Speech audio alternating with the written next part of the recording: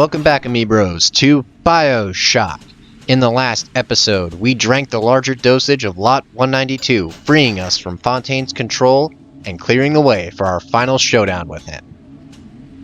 However, there's still one part of Apollo Square we haven't explored yet, and in this episode, instead of heading to the next level, Point Prometheus, we're going to be exploring the final section of Apollo Square, the Little Sister Orphanage, or, as it's more accurately known, Fontaine's Home for the Poor.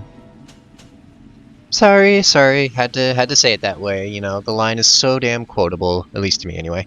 I mean, Frank Fontaine especially, his voice actor, Greg Baldwin, I believe his name is, just the way he delivers his lines as Fontaine, it's just so damn visceral to me.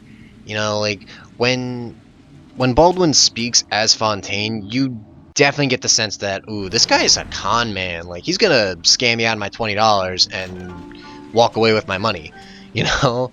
But it's not just Fontaine that has really good voice acting. Armin Shimmerman, the guy who plays Andrew Ryan, does a phenomenal job as well. You know, Armin just brings such a dignified professionalism to the character. Like, when Armin speaks as Andrew Ryan, you get the sense that he's playing a man that holds his beliefs very near and dear to his heart, to the point that he's willing to die with them, you know, that he values them above his own self. You know, and I just find that so damn cool, you know? And considering that Fontaine and Andrew Ryan are the two characters you're going to be seeing frequently throughout the game, I think that's an incredible accomplishment that the voice acting is so on point for those two. Not saying that the voice acting for other characters is bad by any means. Hell no. Saying that, then I'm clearly not giving this game enough credit as is. You know, because like I said, one of my favorite parts about Bioshock is collecting the audio diaries and listening to the individual plights of the citizens of Rapture. You know, when you listen to the audio diaries in this game, the voice acting, in my opinion, is so damn good, you feel like you're right there listening to the person tell you about their problems or their experiences in Rapture so far. You know, and I feel if the voice acting wasn't good, the audio diaries would just suffer and nobody would really want to listen to them outside of, hey Frank, listen to this voice acting is terrible, you know?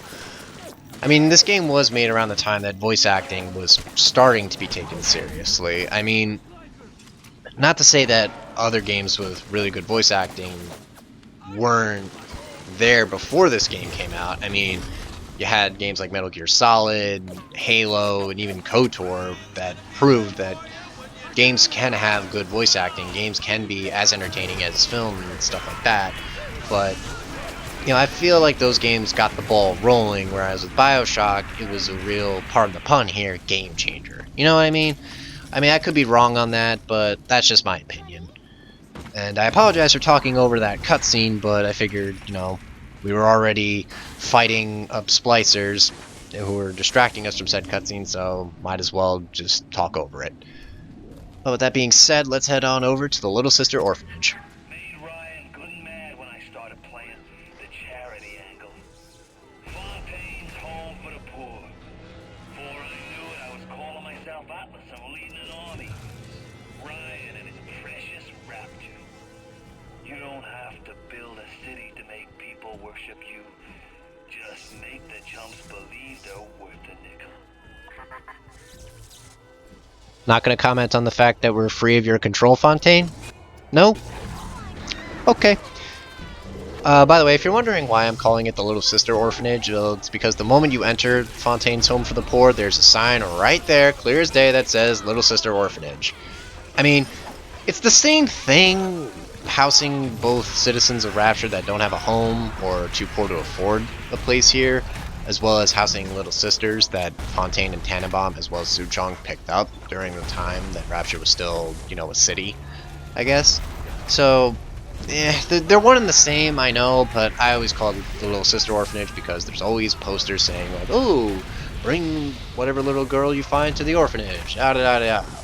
You know, so that's the way I call it, even if the game disagrees with me. Sorry, game, but you are wrong. I love you to bits, but you are wrong. But much like Artemis and Mercury Suites, the Little Sister Orphanage is designed very similarly to those areas, where you're going to be ascending different floors, searching different rooms to find consumables, audio diaries, and the like. So, like I said last episode, the design for Olympus Heights and Apollo Square, on the one hand, can be seen as a little lazy, or it can be seen as a little lazy slash redundant, considering that, oh, I mean, I'm going down the same kind of hallways, or I'm traveling up to the living quarters that are structured very similarly to one another. But there are some differences in between. At least aesthetically, there are differences. Um, for example, in Fontaine's Home for the Poor, or the Little Sister Orphanage, whatever, um, there's a lot of like dirt and junk lying around. Things that look very shoddy compared to Mercury Suites, where you can definitely tell, despite how ravaged things were and how many holes in the ceiling there were, you could still tell like it was a place where the elite rested and stayed. Whereas again in Apollo Square, things aren't as elite. Things are very poor and dingy and shoddy. Even when you're under the influence of Lot 192 and things are, or the color of Rapture is very desaturated, it fits. It fits the whole tone of the level that you're exploring, or sub-level in this case. But speaking of Olympus Heights and Apollo Square, I wanted to talk about the structure to this level. I know, finally talking about the structure as we're about to wrap up Olympus Heights and Apollo Square for good.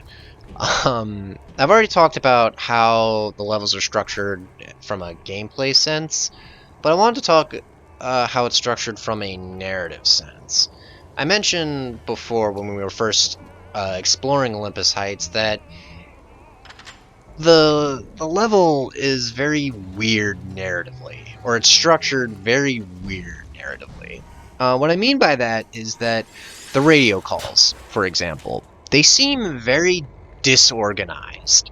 You know, when you first go into Suchong's apartment in Mercury Suites, and you get told that, oh, well, Suchong made Lot 192 as a just-in-case measure because Fontaine ordered it. And when Tannenbaum states that, oh, always secrets with him, or always secrets with Suchong, you'll probably find, you'll most likely find the portion of Lot 192 in Fontaine's penthouse, but there is a chance, despite me saying you're most likely going to find it there, and she has a strong suspicion that it's there, she still says, like, oh, well, it could be at my apartment, if you go and check. But, I mean, unless you were born yesterday, you most likely know that, no, Fontaine has it. Or Fontaine and his goons have stolen that portion of Lot 192, so why would I not go to Fontaine's penthouse after I pick up the audio diary that states the code for the keypad? You know? I mean, aside from general curiosity and basic exploration, what else is, what else is enticing you to go to Tannenbaum's apartment to go check and see if Lot 192 is there? You know? That part always felt weird to me. And it's not just that either. I brought up when we first entered the Little Sister Orphanage that Fontaine doesn't question the fact that we just drank Lot 192 and are totally free from his control. He's not going to know this until we're about to leave Apollo Square for good. Slight spoiler warning there, I guess. But, I mean, and of course, just because you decide to go get Lot 192 first and save exploring the Little Sister Orphanage for later, you know, that doesn't automatically mean weird. I get that, but I don't know. I was kind of hoping for a nicer attention to detail there, where the moment you drink it and Tannenbaum says like, "Oh, you can finally go to Point Prometheus to settle this matter" or something like that. Fontaine would chime in saying like, "Oh, you're free. Holy shit." You know, I think it just would have been better rather than I think that would have been better rather than saving that until you're about to leave Apollo Square because it makes Fontaine look stupid. He monitors whatever you're doing. And yet in this one instance where he should say something, he doesn't. And this is what I was talking about, how Fontaine, after he reveals himself, his character just takes a hit for the remainder of the game. He starts acting foolish. Suchong put it best. He's just another con man that despite him being a quote-unquote boogeyman of Rapture, again, he's just a con man. That's all he is, and that's all he becomes. I still like him as a character. I still think him pulling the whole Atlas angle and him contriving this whole scheme makes him dangerous. Don't get me wrong, Fontaine is dangerous for what he's capable of, but around this portion of the game, he doesn't come across as that. But that's just my opinion. I mean, maybe you feel different watching this, and maybe you're just like, no, Bro Central, you're full of shit. It wouldn't surprise me. But after accessing that weapon upgrade station, we have now a fully maxed out rover. Look at that fucking clip. Jesus Christ. Looks ridiculous. But at least we can carry more anti-personnel rounds for our pistol. So that's good. Over here we have another audio diary, The Longest Con. Wonder what that's about. Never play a man for the short con when you can play him for the long one. Atlas is the longest con of all. Ryan wanted Frank Fontaine dead. I just gave him what he wanted.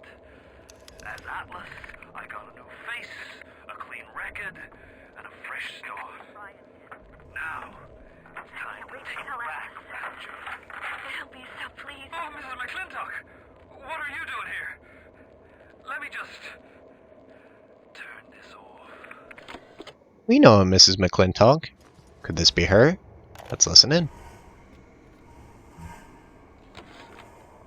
We went on a raid outside the wire today. We snagged 31 rounds of buckshot, 4 frag grenades, a shotgun, and 34 Atom. We lost McGee, Epstein, and Vallette. We got one of those goddamn big daddies in the bargain, though.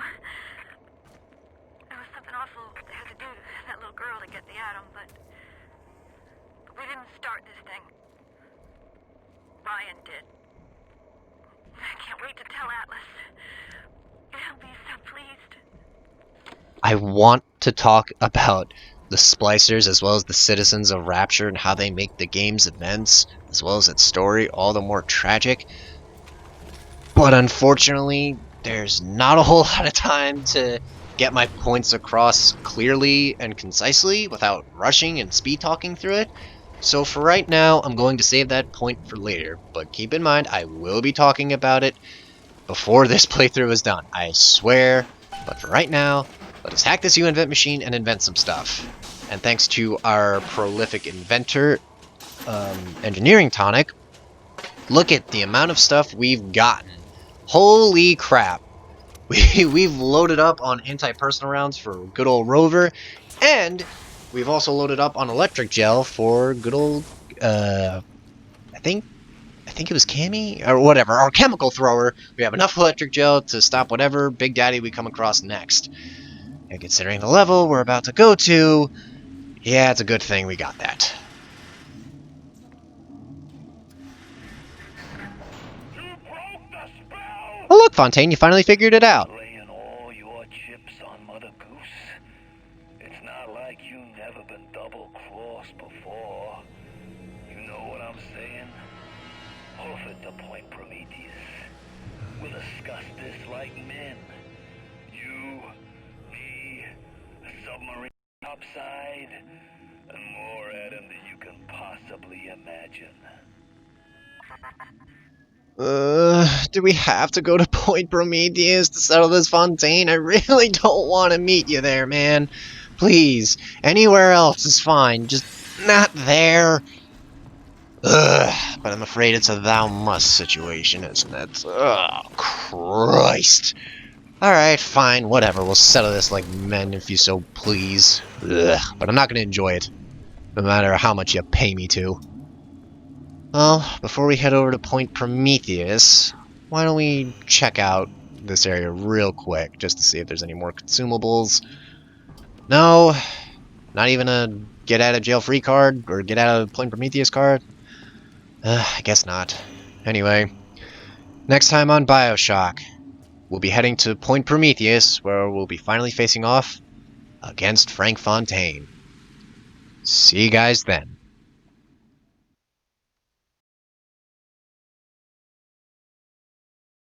The people here have grown to trust me. Ryan's mistress, and still they take me in. They finally brought me to Atlas. Without him, the people of Palo Square would give up. I asked him if he was going to lead the people in some kind of uprising against Ryan. He sighed and said, I am not a liberator. Liberators do not exist. These people will liberate themselves.